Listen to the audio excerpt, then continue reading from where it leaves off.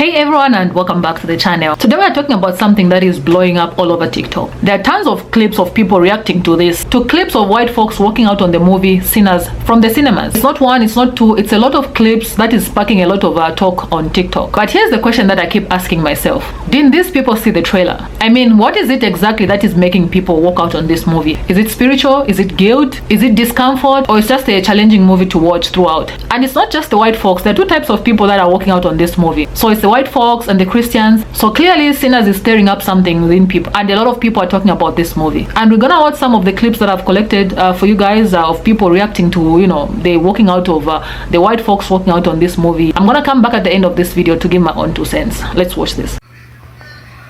All right, so the topic is white people walking out of Sinners. I don't understand why. It was really good.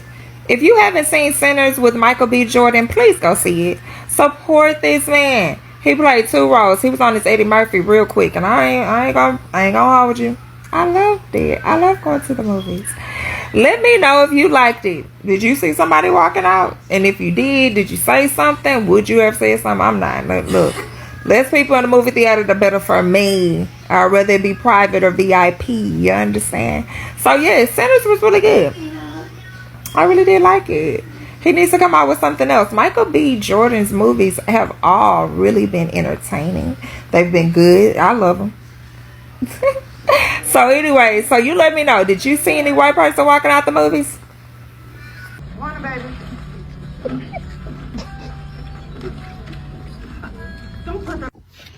So comments like this be sending me because at the end of the day, people are always trying to make excuses for things. So let me just give you a little context about this video that I posted. These 2 women that walked out, they never came back into the theater. So y'all can stop saying that, oh, they were going to go get some popcorn, or they were going to the bathroom, or why are you jumping to the conclusions or making excuses? No, those ladies left and they didn't come back to the movie theater. But the thing about this is that what's so problematic about these kind of comments and stuff like that I keep getting under this video is because people love to try to make excuses for what's really going on. Because as we know and as we've seen, this has been happening throughout the country in this movie, in theaters, where people are getting up and walking out. And we really need to delve down and get down to the deeper issue or the bigger subject as to why they are walking out, right? What is it about this movie that is causing people to get up and walk out? Because there are multiple people in my comments who said this has happened while they were in the movie theaters. Groups of whole families are getting up after they see the cotton field scene. People are getting up after they see the ending scene. People are getting up in the middle of the movie. Like, what is the reason they're getting up? Is it the fact that, you know, people feel guilt, people feel shame, people are uncomfortable about what happened? Like, what really is the reason? Then there are multiple comments that I've been getting all across YouTube here. Oh, well, you know, what's the problem? You know, why was there a flash on in the movie? What are you minding people's business for? What's the problem? What's the problem? What's the problem with you? What's the problem with you? What irks your spirit? What irks your soul that you're seeing people get up out of this movie? Then there's the people sitting up talking about, oh, because they only made 161 million. They only got a profit of $70 million. Ooh, woo, whoop-de-woo. Big deal, big deal. What's the point of those comments? Then it's the comments where the racist comments that I've been getting. Oh, because these are the watermelon people are in the comments, or you're just mad because those people have a dad and were raised in that household. What's the point of that? Like this, what sort of demons do these people have that are coming out like this movie is just pulling out? It's just so funny how these people are so uncomfortable. And mind you, it's across the board. This is not just one color. These are black, these are brown, these are white people in these comments attacking me because they see 2 women walking out of the theater. The bigger question is, why does this irk your soul? Why are you so mad? Why? The way them YT people was leaving, that movie theater during Sinners. So first of all, I've never seen a movie theater so packed in my life of movie theater going since maybe Shrek. But the people in front of us, like, it was a couple of white tea peoples. And as I'm locked in the movie, I noticed ain't no heads in front of us no more. I tell my girl, I'm like, yo, I think all the white people left the movie. She talking about some good. That means their heads not in the way. I said, no, you not realizing though, like, they feel mad uncomfortable though, like, no, like, and then there was people all the way in the front row lifting both hands, standing up. I was like, okay, the more and more I watch this movie, the less and less I'm trusting the people in front, in the side, behind. Satan, get behind. 10 out of 10, I still recommend them. I'm convinced you motherfuckers just want something to talk about. I really am. This message is for everybody that went to go see the Sinners movie and then walked out due to religious reasons. You ain't see the preview? You didn't know what you was going to see? I'm convinced you motherfuckers just want something to talk about. I really am. You know, I'm seeing people get on here and say that Sinners was terrible. The immediate thought, racism. But you know what? I've also heard people say that Inception isn't a good movie. Now, whenever I ask them why, the answer is always, I didn't get it. So this isn't about your racism or your bias. This is because you're slow. So there are 2 times in my life, in all my years of cinema watching, that I have decided to give a standing ovation in a movie theater. I've given ovations. I've sat in my seat and clapped as loud as I could because the movies were fucking spectacular. But there are 2 times in my life where I decided to say F everybody in the theater, because I'm a little shy. I decided to say F everybody in the theater and stand up and give a movie the credit that it demands. Not that it deserves, not that it's due, but the one that it demands. Demands. That is Spider-Man Across the Spider-Verse and this movie here. I don't know how a movie has 98% of positive reviews and yet somehow all of you lied. This movie is better than everybody said. There is no way to describe what I just witnessed on that movie screen. And Ryan Coogler just literally dragged his nuts across an IMAX camera for 2 hours and 17 minutes, and I am losing my complete shit. I mean, I have been hearing all week about how amazing this movie is, how spectacular this movie is, how out of this world this movie is, how revolutionary this movie is, and I just had to turn it off. On Thursday, I knew I had to wait till Saturday to watch it, so I just had to turn off Twitter and get off social media. I couldn't watch another good review because my expectations were way too sky high, and somehow, everyone lied. Somehow, everyone undersold this movie. How is that possible? It's better than what we're all saying. We just don't know how to describe it, so we're just making shit up at this point. None of us can tell you how good it is. You just need to witness it for yourself. And if you think I'm exaggerating, go witness the movie for yourself. It is that freaking good. This movie is the cinematic version of the Demonator from Drake and Josh, that roller coaster that everybody was waiting for, and once they got off, their hair was completely out of place and their faces were completely stuck. I'm talking dumbfounded, and there are at least 5 moments in this movie that have me going like this for 5 minutes straight. I mean, the things that Ryan Coogler is accomplishing in this movie should not be possible. I'm literally watching a man revolutionize film right in front of my eyes. When that video came out of him breaking down different IMAX films and just essentially his love for film and how deeply it goes, we should have been scared. I didn't realize that this man has completely broken the fucking matrix and found a new way to create cinema right before our eyes. Some of the shit that I've seen in this movie is the most beautifully composed art I've ever been a part of or witnessed since my beautiful Dark Twisted Fantasy. This thing is like music, and my Spider-Verse is right there with it. This thing is like just beautifully crafted music. Ryan Coogler has truly just done something that makes no sense. It makes no sense what this man just pulled off. On top of that, let me just say this. Michael B. Jordan is not acting in this movie, ladies and gentlemen. No. He's showing the fuck off. Michael B. Jordan has taken Smoke and Stack, turned these two into household fucking names, and he has made himself just the S-tier star that I've been waiting to tell for people to realize, man. This dude, I have been a huge fan of his since Creed. I know a lot of people will say Fruitvale, but I watched Fruitvale after Creed. I loved him since That Awkward Moment, if I'm being real. Let's go all the way back. Since that awkward moment, I knew this guy was fucking special. But Creed is where I knew a movie star was being born, and my God, has he hatched and just become a fucking, no pun intended, demon in this movie. I am not sure what type of pre-game speech Ryan Coogler and Michael B. Jordan gave to the entire cast and crew of this movie, but please release that shit on audiobook, because you want to talk about locked in? These motherfuckers had everybody in this movie had their game face on and was killing every single bit of dialogue delivered. The performances in this movie are phenomenal across the board. Everybody was killing this shit. I have heard a lot of beautifully composed scores and soundtracks in movies in my lifetime, but never have I seen a score and a soundtrack steal the scene from the actual actors themselves in a movie. I have never ever heard music this compelling, this gripping, this yo, these people had me like dead.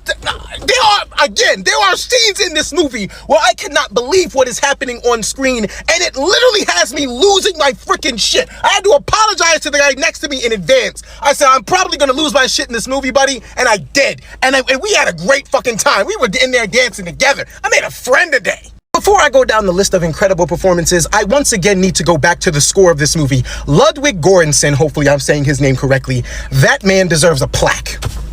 At least 12 of them, because again, the score in this movie becomes a star of its own. The score of this movie takes you over and takes you on a ride unlike any before. I'm telling you, this movie has truly broken the stratosphere, the matrix, the complete cineverse of what is possible when it comes to making a movie. This is revolutionary. This is groundbreaking. This is black fucking history being made in front of your eyes. On to the performances. Again, everybody in this movie brought their A game. I have no idea what Ryan Coogler and Michael B. Jordan put into these people's hearts and souls and minds and bodies to be able to pull off what they did. But going down the list, Haley Steinfeld was electrifying, and I mean in so many different ways. These people done fucked around and gave the best performances in their career. This woman right here, I believe her name is Wunmi Mosaku. Please forgive me if I'm butchering your name. Girl, you better go to fuck head. You delivered a performance unlike any other. Delroy Lindo, my God, brother, you were hysterical. Gave much needed comedic relief, because they had us stressing the fuck out in this movie. And then Miles Canton and Jack O'Connell, I believe his name is. Miles Canton. Boy, for this to be your first movie, you better, again, like Womany right here, go the fuck head. You delivered. And Jack O'Connell, as the leader of these devilish vampires, my God, brother, he is a one talented motherfucker, because he had a job to do. He had to he was the devil. Literally, he was the devil. And brother had an assignment to deliver, and the religious parallels in this movie are out of this world. I mean, Ryan Coogler went around and made a testimony in this joint. Oh my God. But again, for Jack O'Connell to be playing the devil the way he was and doing the different tricks that he was pulling off with his singing voice, his actual accents, the languages he had to talk in. Brother, you are talented. What I'm telling you guys right here, I'm not even describing to you how good this movie is. It's better than what I've been saying. Thus far, in this entire 6 minutes that I've been talking, it's so much better than that. I'm doing my best here. If I have not been doing a good job thus far in explaining how tremendous this movie is, let me try it another way. When the movie started, there are 40 minutes that really are just building up to what is about to happen, the thing that we all came to see, the vampires and shit. And that ended up being some of the greatest storytelling and character development and world building and character just actions and emotions that I've been seeing in a long damn time. These performances were absolutely tremendous once again. But the 40 minutes that build up to it had me going, this is the greatest movie I've ever seen, and we have not gotten to what we came here for. And then it happens. Then what we came here for happens, and again, Ryan Coogler revolutionized everything right in front of us. Everything. I was dumbfounded for the entirety of the 2 hours and 17 minutes that this movie gave a runtime for. I was so dumbfounded. The movie ended, everybody's gone. These ushers had to snap me out of a freaking trance. This is a true freaking story. I just experienced it. These people had to snap me out of a trance and go, yo, we got to clean this movie. You can't necessarily stay here, bro. If you want to watch it again, you got to go buy another ticket. And they laughed. They thought they was fucking comedians. That boy thought he was Bernie fucking Mac when he said that. And guess what my ass did? I walked my ass up. I didn't say nothing to them. I walked my ass. Actually, no, I said thank you. I walked my ass out, said thank you, went to that ticket booth and said, excuse me, I need a ticket for this 7:30 show. And I'm out here in this parking lot giving this review because I'm about to go back in there and watch it again. I'm about to be here for the next week or so. They're going to have to kick me out of this place at this point because this movie deserves all the bread. Hey, take all my money. As I'm walking outside the theater, there's a guy that literally just sees my face completely stuck as if I just rode the Demonator. And he asked me, he's like, yo, like, are you good? I was like, yo, are you going to see Sinners? He was like, yeah. He's like, I'm actually about to go see it right now. I'm getting ready for the 7:30 show, the one that I'm about to go to. He's like, did you just watch it? I said, yeah, I watched it. He said, is it like as good as people say? I said, bro, I can sit here for 45 minutes, possibly longer, and tell you how good that movie is. And it still won't compare to what you're about to witness in that theater. So I'm going to just go ahead on outside and take a couple breaths, get myself together. But brother, you come find me when that movie is over so we can hug and cry together because we just witnessed Peak together. Peak does not describe it. Masterpiece does not describe it. Masterclass does not describe it. There is no word in the human fucking dictionary that can describe how amazing this movie is, but we're all trying our best. We are all doing what we can. But Ryan Coogler and Michael B. Jordan, my God, you brothers are fucking fantastic. Okay, so let's talk about this. So we've seen the clips, people walking out of the theater. That's just one of them. Okay, I didn't want to squeeze in a lot of videos, but there are plenty of clips like that, you know. Some even visibly, there was even some kind of altercation on one of there was some kind of a fight on one of the cinemas, you know. I don't know, people were walking out and somehow they started distracting. The white folks were walking out, distracting the people who were watching this movie. So it ended up in the fight. So this is serious, okay?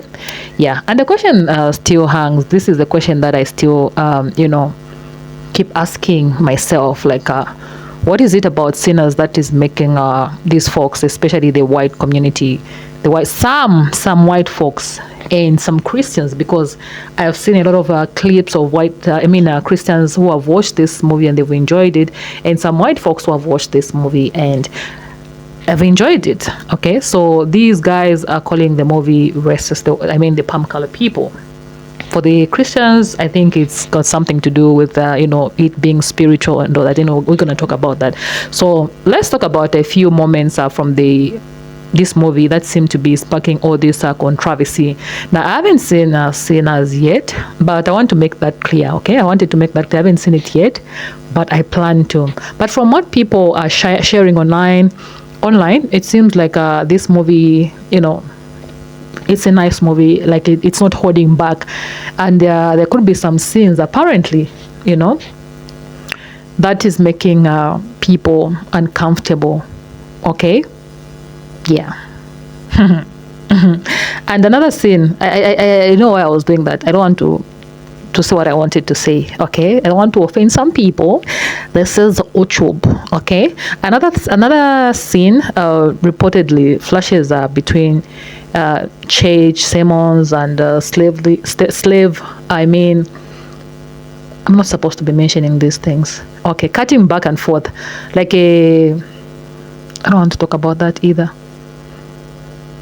Okay, I don't understand why they're working out on this movie. Anyway, it's a movie, and if there's anything, like if it has got some hidden secrets, that's up to black folks. There are messages for black folks to understand. If you're a palm color person, just go there, watch, come out, and that's it. Okay? Yeah. I think there's a lot of things that I wanted to say, but I'm not gonna say them on this app. Yeah. There's one line that I saw circulating on TikTok that really struck with me. Yeah, they allow me to get in. You've been coming to this house, you've never, requested for anyone to ask you to get in. Can somebody explain to me what that is about? Okay, yeah. So maybe Hey, you guys, I've got a lot of things to let out, but this app is not allowing me. Okay, okay.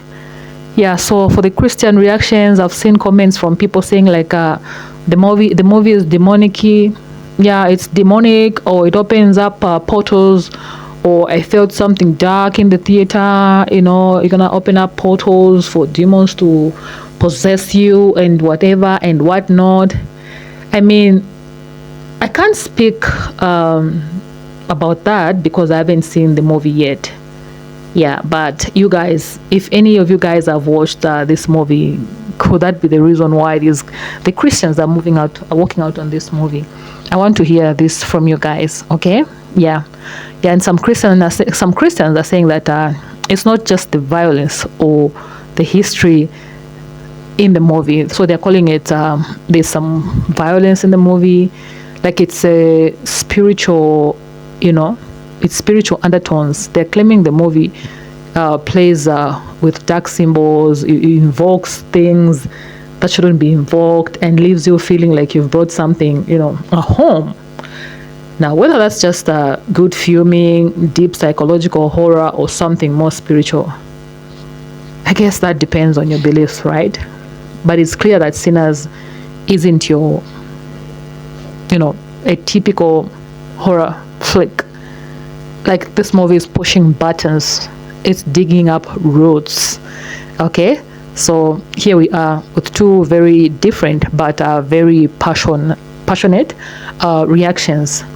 White audience walking out, seemingly shaken by the racial and historical imaginary, because they're calling this movie racist. Okay, and we have the Christians audience walking out saying the movie feels spiritually dangerous. And that brings me back to the original question. Didn't y'all see the trailer? Like, what were you people expecting? I'm sure every time a movie is about to be released, like to be shown in cinemas, they always show the trailer. It could be on Facebook, anywhere, on any social media platforms, you will land on it one way or the other. Didn't you guys see the trailer? I mean, come on. Yeah. And by the way, just the name alone, Sinners, I don't think you expect to see, it's Sinners, the movie is Sinners. And I mean, I'm trying to say these things, but I can't. Okay, I'm not here to tell anyone how to feel. If something triggers you in this movie, maybe in the first place, do your research on this movie. Watch a trailer or something. If you're comfortable with the trailer, maybe you can go and see this movie. Yeah, instead of you seeing the movie, coming online, bashing the movie, bashing the directors, they start. Yeah, you guys have every right to protect your peace. So before you see half of the movie or part of the movie, I think it's better you see the trailer.